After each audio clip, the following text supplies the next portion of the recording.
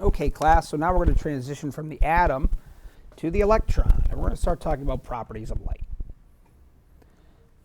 So electromagnetic radiation is a form of energy that exhibits wavelength behavior as it travels through space. Together, all the forms of the electromagnetic radiation form the electromagnetic spectrum, which we see to the right here. Okay, we see gamma rays, X-rays, UV, infrared, microwave, TV, AM, and long radio waves. Okay, and we see the visible spectrum here, right? The rainbow, Roy G. Biv. So that chart shows energy waves and their frequencies. So gamma waves are the shortest wave with the highest energy. The visible spectrum is the only energy we can see, right? I just talked about it, Roy G. Biv, the rainbow. And then radio or TV waves are the longest waves with the lowest amount of energy. So we look at two very important properties here, wavelength. And wavelength is the difference or distance between corresponding points on adjacent waves. So you see the wavelength here from crest to crest, if you will, in terms of ocean waves, the wavelength. The wavelength is symbolized by the Greek letter lambda. It's like an upside down Y, basically. All right, and frequency, symbolized by the Greek letter nu. I always learned it. It's like a V with a little tail at the end of it. You could, if you just want to write a V, that's fine with me. Is the finest number of waves that pass a given point in a specific time, usually 1 second. And hertz is a unit for frequency.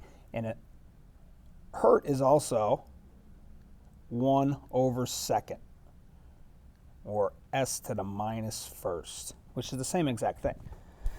So once again, the distance between any two corresponding points on one of these waves, such as from crest to crest, is the wave's wavelength. We can measure the wave frequency by observing how often the water level rises and falls at a given point, such as at the post. So, wavelength and frequency are inversely proportional. Okay, very important. Wavelength and frequency are inversely proportional.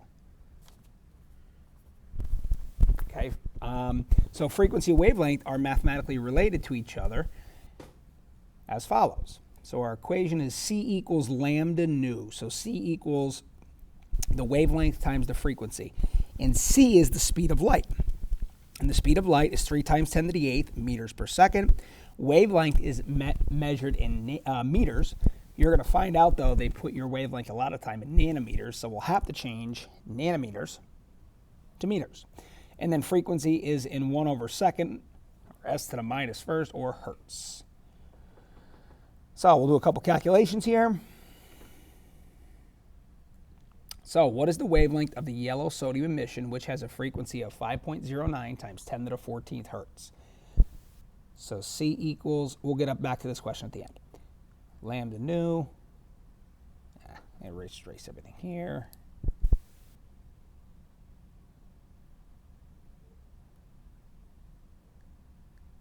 So C we know is the speed of light, 3 times 10 to the 8th. That's never going to change. Okay, they give us our frequency. So 5.09 times 10 to the 14th. And then we're looking for wavelength. So how are we going to get that wavelength by itself? We got to divide both sides by 5.09 times 10 to the 14th.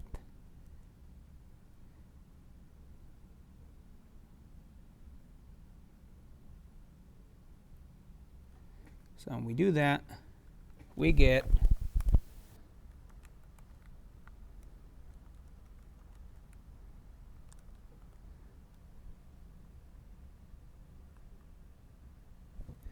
5.89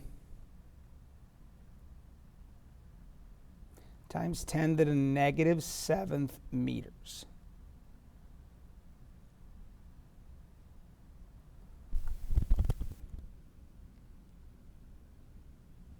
Okay, what is the frequency of wavelength with a wavelength of, what is the frequency of violet light with a wavelength of 408 nanometers? Right, like I said not too long ago, we're going to need to change nanometers to meters a bunch of times here. So 1 times 10 to the negative 9th meters is in 1 nanometer, right? Remember, nano is the smaller unit, so it gets the bigger number 1. The meter is the bigger unit, so it gets the smaller number, which is 1 times 10 to the negative 9th. So 408 times 1 times 10 to the negative 9th. And we get 1, 2, 3, 4, 5, 6, 7. 4.08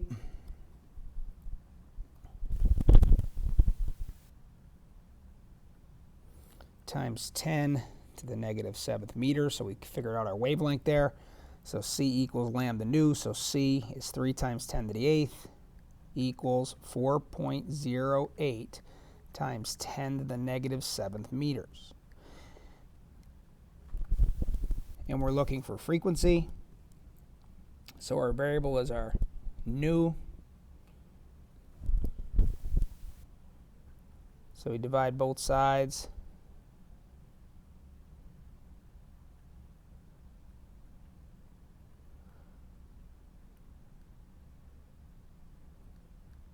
.08 times 10 to the negative 7th, both sides.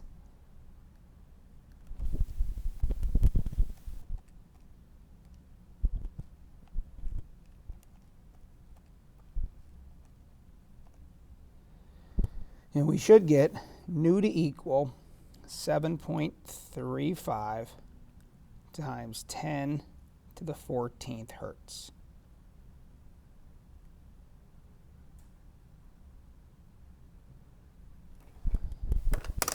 Okay, now the last thing in our video we're going to talk about today, we're going to talk about the photoelectric effect.